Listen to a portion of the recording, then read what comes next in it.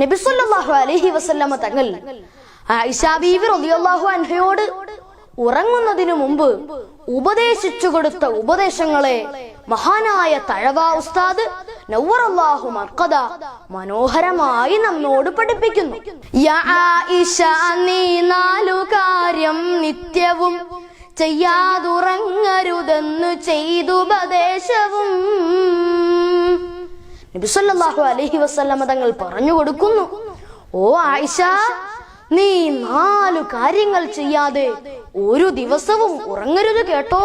അതിലൊന്ന് ഖുർആനോദണേ നീ 30 എന്നിട്ടു വേണം ഉറങ്ങുവാൻ കിടക്കേണ്ടതും. അതിലൊന്നാമത്തെ ഉപദേശം, ഓ ആയിഷ, നീ പരിശുദ്ധ ഖുർആൻ 30 ജുസും ഓതാതെ ഒരു ദിവസവും ഉറങ്ങരുത് കേട്ടോ എന്നാണ് നബി സല്ലല്ലാഹു അലൈഹി വസല്ലമ തങ്ങളുടെ ഒന്നാമത്തെ ഉപദേശം. അമ്പിയാക്കളെല്ലാം തന്നെയും നിനക്കന്ന് ശുപാർശ ചെയ്യാൻ നോക്കണേ നീ ഇന്ന്. യാ ആയിഷ, മുഴുവൻ അമ്പിയാക്കളുടെയും ശുപാർശയ്ക്ക് ആവശ്യമായ കാര്യങ്ങൾ ചെയ്യാതെ ഒരു ദിവസവും നീ ഉറങ്ങരുത് എന്നാണ് നബി സല്ലല്ലാഹു അലൈഹി വസല്ലമയുടെ രണ്ടാമത്തെ ഉപദേശം. നിന്നോട് എല്ലാ മുസ്ലിമും എന്നെന്നും പൊരുത്തപ്പെടാനും നോക്കണേ നീ ഇന്നും. ആയിഷ, നിന്നോട് മുഴുവൻ മുസ്ലിമീങ്ങളും തൃപ്തിപ്പെടാനുള്ള കാര്യങ്ങൾ ചെയ്യാതെ ഒരു ദിവസവും നീ ഉറങ്ങരുത് കേട്ടോ ആയിഷ എന്നാണ് നബി സല്ലല്ലാഹു അലൈഹി വസല്ലമയുടെ മൂന്നാമത്തെ ഉപദേശം. നബി സല്ലല്ലാഹു അലൈഹി വസല്ലമ തങ്ങൾ വീണ്ടും ഉപദേശിച്ചു കൊടുക്കുന്നു, 4-മതായി നീ ചെയ്യ് ഹജ്ജും ഉംറയും, എന്നിട്ടു മതി പിന്നീട് ഉറക്കം തന്നെയും.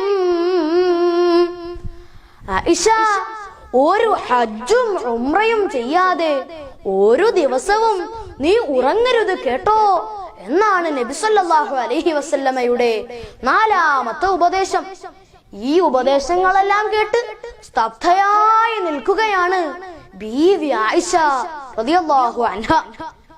അപ്പോഴാണ് നബി സല്ലല്ലാഹു അലൈഹി വസല്ലമ തങ്ങൾ നിസ്കരിക്കുവാനായി പോയത്.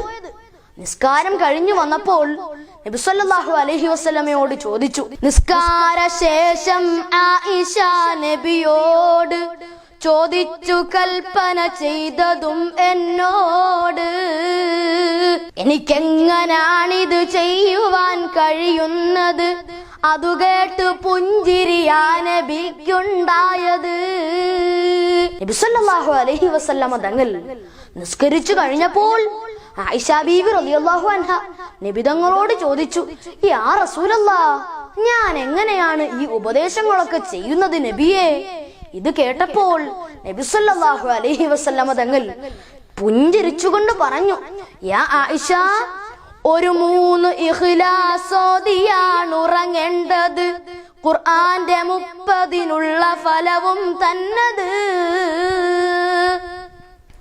ആയിഷ, നീ ഒരു 3 സൂറത്തുൽ ഇഖ്ലാസ് ഓതിക്കൊണ്ട് കിടന്നാൽ പരിശുദ്ധ ഖുർആൻ മുഴുവനും ഓതിയതിന്റെ കൂലി നിനക്ക് ലഭിക്കും എന്നാണ് നബി സല്ലല്ലാഹു അലൈഹി വസല്ലമ തങ്ങൾ പറഞ്ഞത്. ചൊല്ലേണ്ടതാണ് സ്വലാത്ത് എനിക്കും പിന്നെ മറ്റുള്ള അമ്പിയാക്കൾക്ക് കുല്ലും തന്നെ. ആയിഷ, നീ എന്റെ മേലിലും മുഴുവൻ അമ്പിയാക്കളുടെ മേലും സ്വലാത്ത് ചൊല്ലിയാൽ എന്റെയും മുഴുവൻ അമ്പിയാക്കളുടെയും ശുപാർശ നിനക്ക് ലഭിക്കുന്നതാണ് ആയിഷ എന്ന് നബി സല്ലല്ലാഹു അലൈഹി വസല്ലമ തങ്ങൾ പറഞ്ഞു കൊടുത്തു. നീ മുഅ്മിനീങ്ങൾക്കൊക്കെയും പ്രാർത്ഥിക്കണേ, പൊറുക്കണമേ റബ്ബേ അവർക്കെന്നാവണേ, എന്നാൽ അവൻ തൃപ്തപ്പെടുന്നവരായി വരും, പൊരുത്തപ്പെടും യാ ആയിഷ എല്ലാവരും. ആയിഷ, നീ മുഴുവൻ മുഅ്മിനീങ്ങളുടെയും മഗ്ഫിറത്തിനു വേണ്ടി ദുആ ചെയ്താൽ മുഴുവൻ മുസ്ലിമീങ്ങളുടെയും മുഅ്മിനീങ്ങളുടെയും തൃപ്തിയും പൊരുത്തവും നിനക്ക് ലഭിക്കുന്നതാണ് ആയിഷ എന്ന് നബി സല്ലല്ലാഹു അലൈഹി വസല്ലമ തങ്ങൾ ഉപദേശിച്ചു കൊടുക്കുന്നു. പിന്നീട് സുബ്ഹാനല്ലാഹ് എന്ന് നീ ഓതണം, അക്ബർ വരെ കലിമാത്ത് 4 ചൊല്ലണം. അപ്പോൾ നീ ഹജ്ജും ചെയ്തു ഉംറയുമെന്ന് എന്നുള്ളതും നബി മുസ്തഫ പറഞ്ഞെന്ന്.